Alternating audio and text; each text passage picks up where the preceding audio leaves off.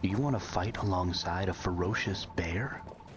Are you more interested in reptiles and perhaps would like a crocodile friend?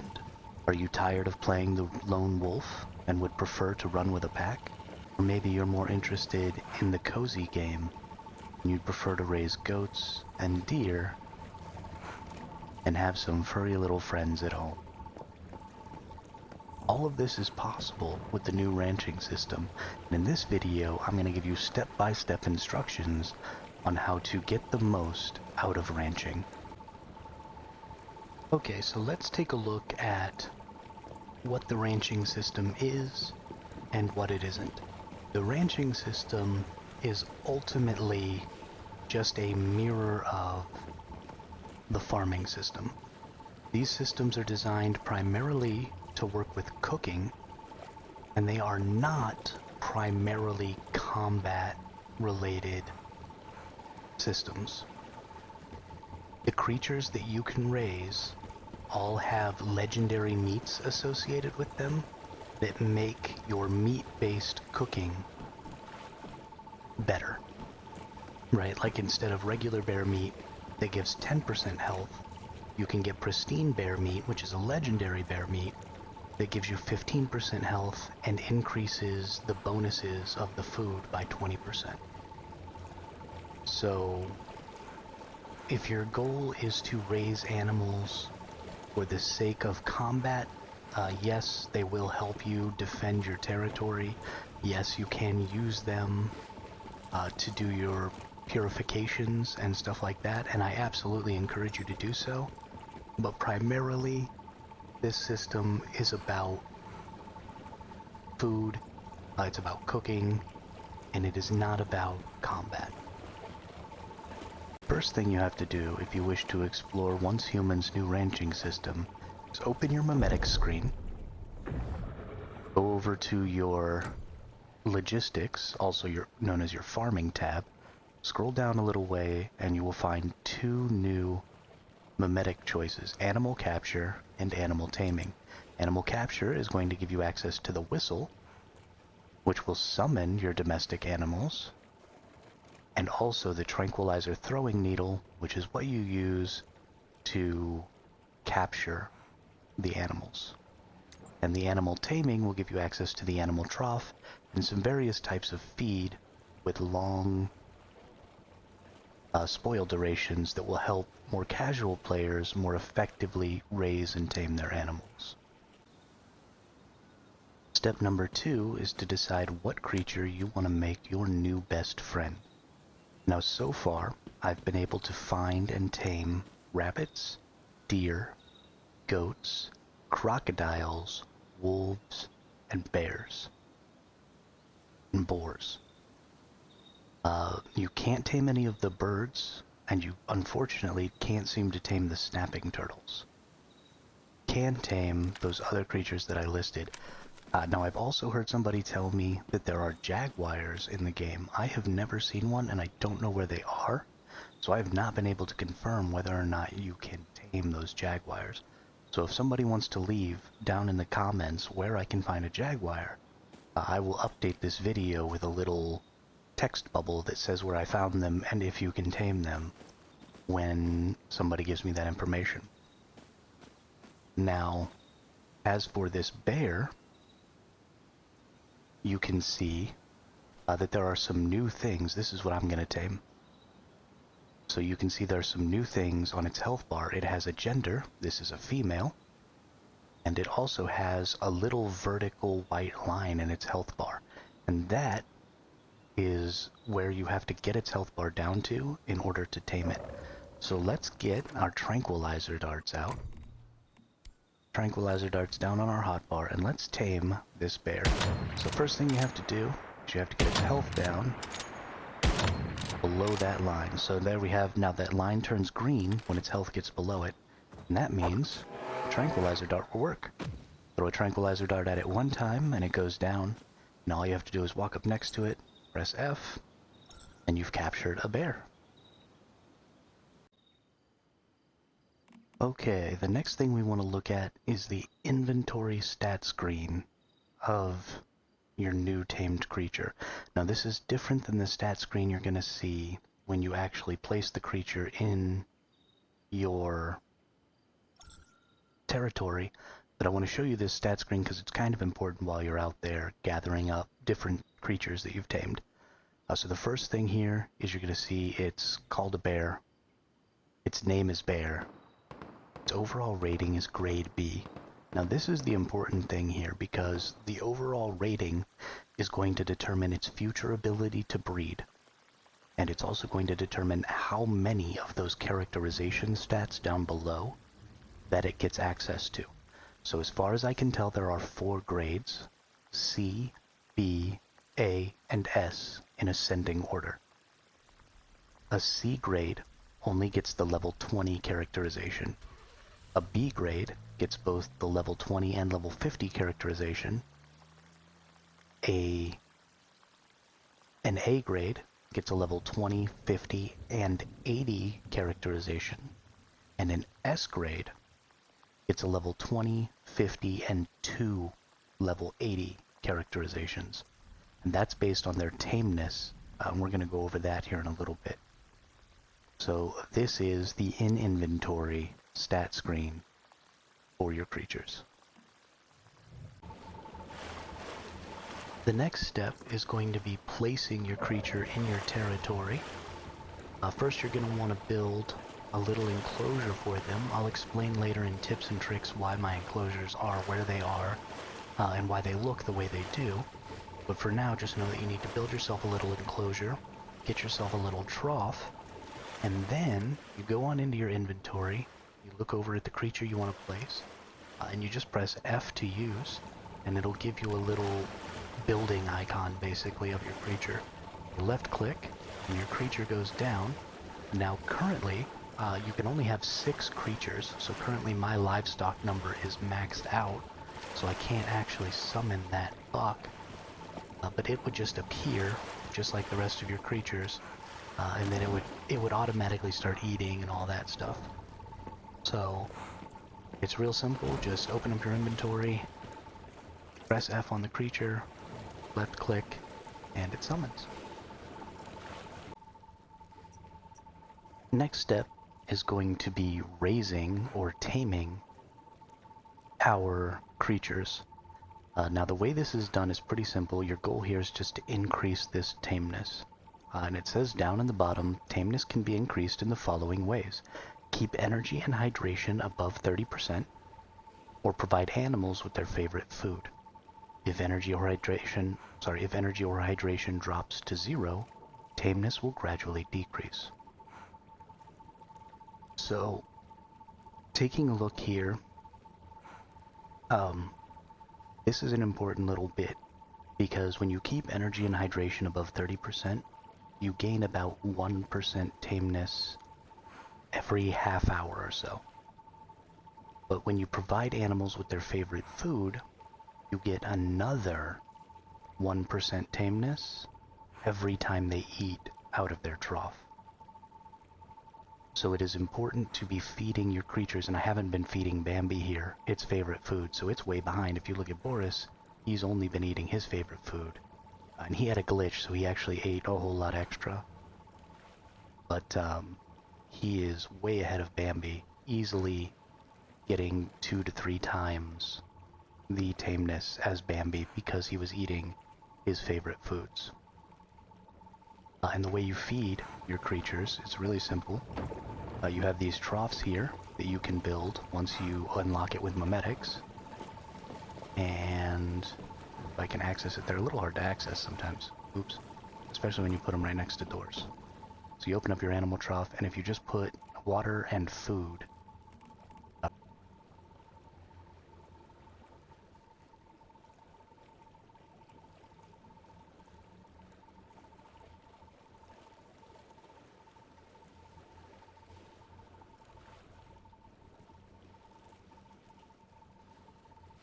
Okay, let's talk about these special food recipes you get from the Memetics for farming. First 3 things we have here are the herbal green feed, the grain concentrate feed, and the meat pellet feed. Now these can all be made with different amounts of different types of meats and vegetables and grains out there. And these foods are not the favorite foods of any creature. They give a huge amount of energy, right? They give plus 20 energy, which is more than just raw meat or vegetables for the creatures. And they are not a favorite food, so they do not give bonus tameness. So these are bad foods to use if you're trying to increase the tameness of a creature. Now, if you are just trying to keep a creature fed because it's there defending your territory or whatever it is, you're using it for producing milk, and you just need to keep it around, then absolutely use these. They last 14 days, and they give huge amounts of energy, so you're not constantly feeding your creatures. Or if you are a more casual player, maybe you don't log on every day, so you're not going to be able to take care of your creatures as well, and it's just going to take longer for you to get them tamed up anyway. Then go ahead and use these so that you can just kind of fire and forget your creatures and get them tamed up. Now the last food, the fourth food, is called the body boost food. Now your stats on your creatures are based on the level that you tamed them at. Right, so the damage they do, the HP that they have, stuff like that is based on their tamed level. You can create this body boost food, and this feed is used to enhance an animal's physical functions and raise all its attributes to level 50. So because you can't get bears in level 50, you can get level 50 bears by feeding them this food. It's very expensive. 6 deviated morels, 6 deviated saffrons, 45 stardust source, and 30 purified waters. But this is going to be a really, really important food for your combat pets, and also probably for your production animals as well, because I imagine that the level of the creature will have some bearing on its production values for its meats or its milk or eggs or whatever it's giving you. So very, very important food here. These are not going to be valuable to you unless you already have your character or your creature all the way maxed out, or you aren't going to be logging on for a while and you need to keep them fed for an extended period of time. You can just fire and forget with these. Okay, now let's take a look at the stat screen that appears when your creature is actually placed in your inventory. First, you've got their name. This can be edited right up here. Then you have a little general thing about their health. My crocodile's good and healthy. And then you've got a little description about the creature, right? Its species is crocodile, provides high-quality meat, protects your territory when tameness is high. Its diet is all meats, but its favorite food is fish, deer meat, pork, and other mammal meats. This is important again because you want to make sure you're getting that tameness bonus. Next, you have a little description about the stats. We're going to skip reading that because we're going to go over this stuff down here. But down here you've got tameness, and you have the different tiers of what an animal can do when it's at different tameness levels. So from 0 to 20, all the creatures that say they will protect your base will also attack you at 0 to 20 tameness, and attack, in fact, all the other creatures. So you got to put them in their own individual cages. They will not produce any supplies, and they will try to escape or attack the player. So at 20 to 50, animals will not produce any supplies. That's where we're currently at. At 50 to 80, animals can produce supplies. Combat animals will obey the player's orders. And then at 80 to 100, animals reach their maximum output efficiency. So if they're providing supplies, or if you're slaughtering them for meat or whatever, you get your maximum potential output there. Now, like we've talked about, tameness can be increased in 2 different ways. Keep the energy and hydration above 30%, or provide animals with their favorite food. If energy or hydration drops to 0%, tameness will gradually decrease. So just keeping these up and feeding their favorite foods is the fastest way to get this tameness up. Then you've got their overall rating again. We already talked about that. That also determines how many breeding opportunities they'll have when breeding becomes a thing in the game. And then down here you're going to have their characteristics. Right now this crocodile is quality meat. Small chance that meat obtained from killing animals will be rare. And then you'll see I've got different characteristics on all my different creatures. Lots of interesting stuff. One thing to note on the baby creatures, which you can get baby deer, baby goats, baby rabbits, and baby boars. You have this different thing up here in your description. This says production output is relatively low, but can acquire advanced characteristics. Now, I don't know if these babies are actually going to turn into adults, or what's going to happen. I'm excited to see that. But they will be able to get characteristics that the regular creatures appear not to be able to get. One of the last things here that we want to look at is the interaction options. So there are 4 possible interaction options. The crocodile is the only one that has all 4 of them, and both the male and female crocodile have all 4. So first you've got details, that's what brings you into that stat screen. Next you've got harvest byproduct. For deer and goats, that's female deer and female goats, this harvest byproduct will be milk. I don't know what it is for crocodiles. I'm going to assume it's crocodile eggs. But I can't get it yet because it's not level 50, so I'll be checking that soon. Put on standby mode is only for creatures that can be used to defend your base. And then last is slaughter. When you slaughter a creature, it's going to give me the amount of resources received depends on the animal's tameness. This animal has low tameness, so you will receive fewer resources. So I have an opportunity here to get pristine crocodile meat. Okay, and now we need to learn a little bit about how to use our pets in combat. Now I'm not going to actually get to show a combat example here, but if you look here, we've got standby status, so we can put it into standby status. That's what it's in right now. And then we can go ahead and put it in alert status. So now it should probably keep an eye on our territory, attack other creatures that are maybe running around. So you can see when it's in that alert status, I feel like it kind of moves around a lot more.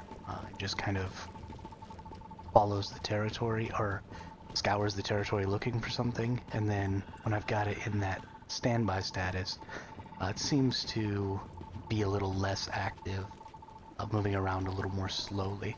Now the other thing that we have here is we do have these whistles that you can create. So if you see here, I've got it on my 6. The whistles are not nearly as interesting as I thought they would be. You blow your whistle, and then the wolf hears that, then turns and comes right back towards you. It's got a fairly short range. It doesn't encompass your entire territory. You can get it to follow you out of your territory. It is not bound by your territory's limits. So let's whistle it again and see if we can't get it to come over here. We're just going to get it to follow me a couple of times outside of the territory, just to see. Okay, now we're outside of the boundaries of the territory. I can whistle one more time, and the wolf, she is actually going to head right out here. And bammo, outside the territory, so not bound by the territory at all. And then even while we're out here, we can just pick her up, put her in our inventory. We're actually going to go put her back in her pen, because I don't want anybody to be able to snipe her or anything like that, so she'll be safe. Okay, now let's talk about my recommendations for what types of creatures you should be raising. Number 1, for combat, I think right now wolves are going to be the best. You can get them in a higher level than 50.